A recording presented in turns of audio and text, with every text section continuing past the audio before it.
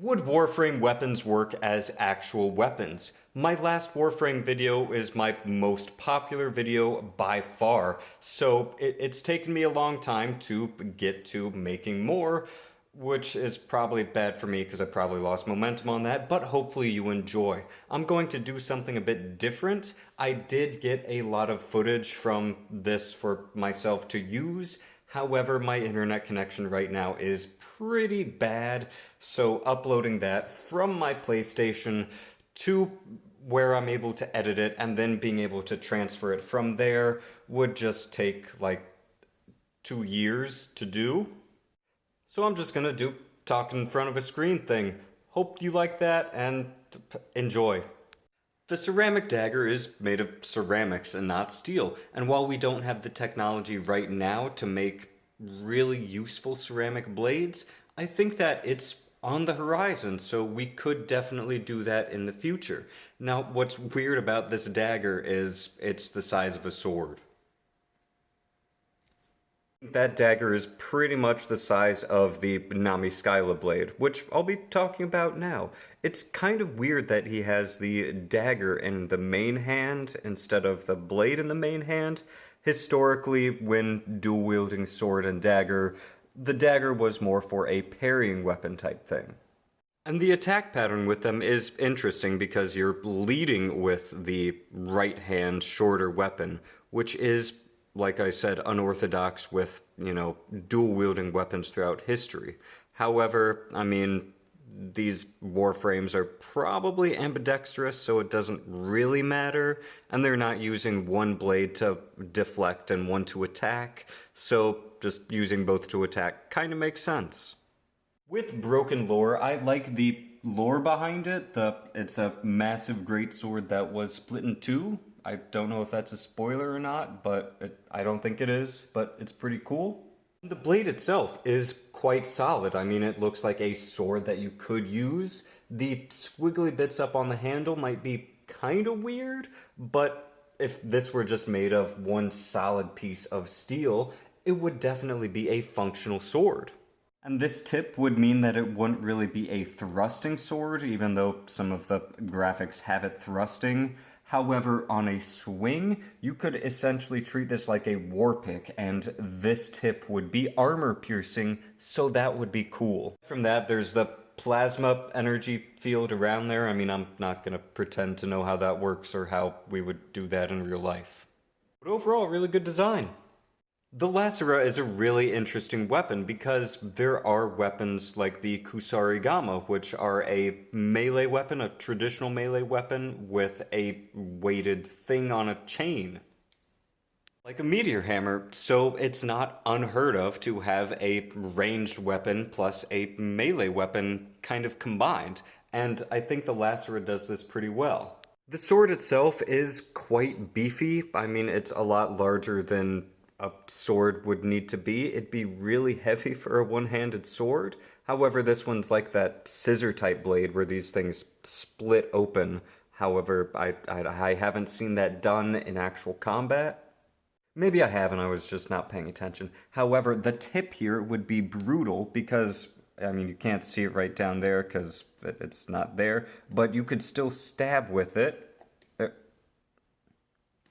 There we go. You could still stab with the tip and it would hurt, and it would do some cutting with that, but if a thrust got as deep as this, then pulling that blade out would hurt a lot. And then at the end of that rope you have a hook, which wouldn't really be as useful hooking things as it is in this game.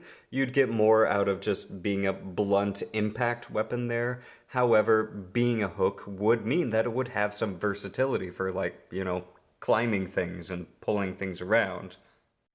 So overall, I really like the idea of the lacera. It's a really interesting combination weapon that we kind of have precedent in history with, but not too much. It has that position of unique fantasy weapon that doesn't 100% exist in real life, but would be quite feasible. My last assessment of Anku was incorrect because I didn't realize that the blade could deploy because I hadn't used it in the game yet. This isn't how it is in the game, but if it were able to fold down like it does in storage and be used like an axe in that fashion, then that would be a very versatile weapon. You'd have a regular large axe, and then you'd have this thing, which could essentially act like a war pick, because a swing from that, hitting with the tip, would be brutal. It's a bit too big to be used one-handed like this, though. The broken scepter has a large weight right here, and a blade on the other end. Which, weirdly enough, is a lot like a weapon that I invented in my own head in middle school. A staff with a weight on one end and a spear point on the other. So, I really like this weapon, and it's also pretty powerful. And given the size and everything, yeah, it'd be quite functional. With the xoris, I mean, we don't have hard light stuff in real life. However, there are weapons called the Chakram, which are similar. They're not used in exactly the same fashion as these are, but they kind of similar.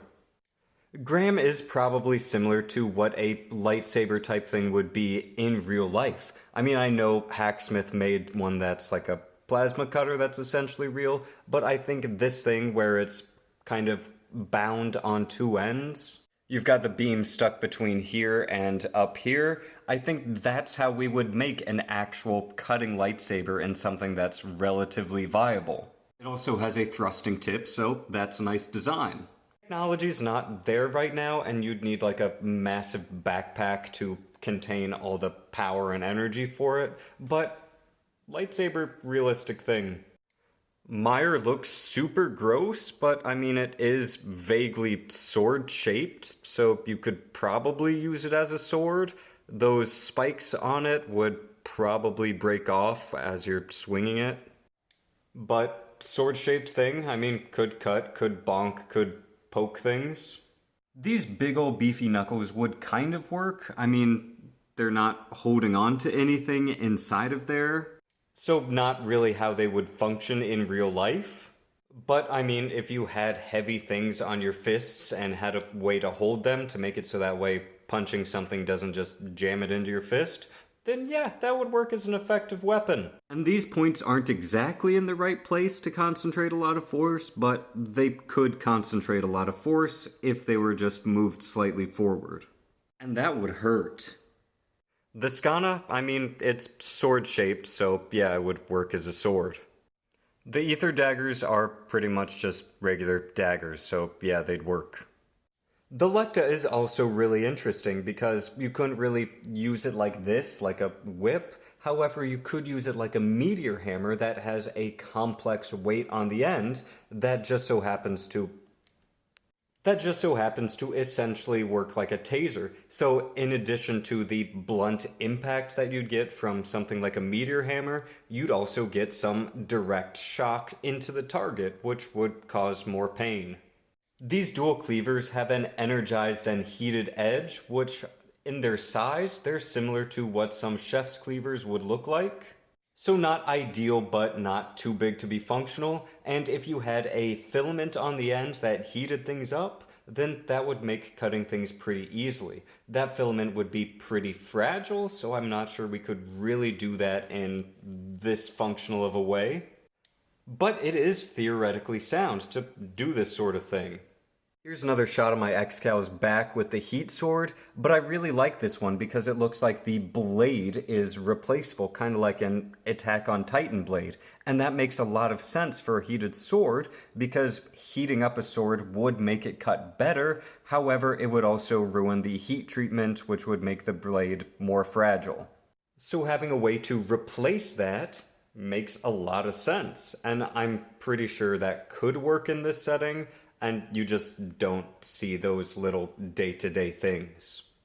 The jaw sword is essentially two swords, so kind of combined, so it's weird, especially at the tip.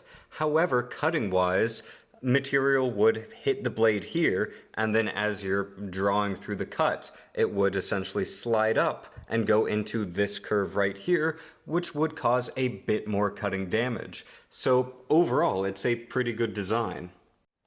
At least mechanically. Some ways, I mean, it's not the best, but that's a thing that's cool about it. The Fragor is a massive hammer, so at least they're getting the fact that it would be really slow pretty correct. However, it does look like it's pretty hollow, so it might be lighter than it would otherwise indicate.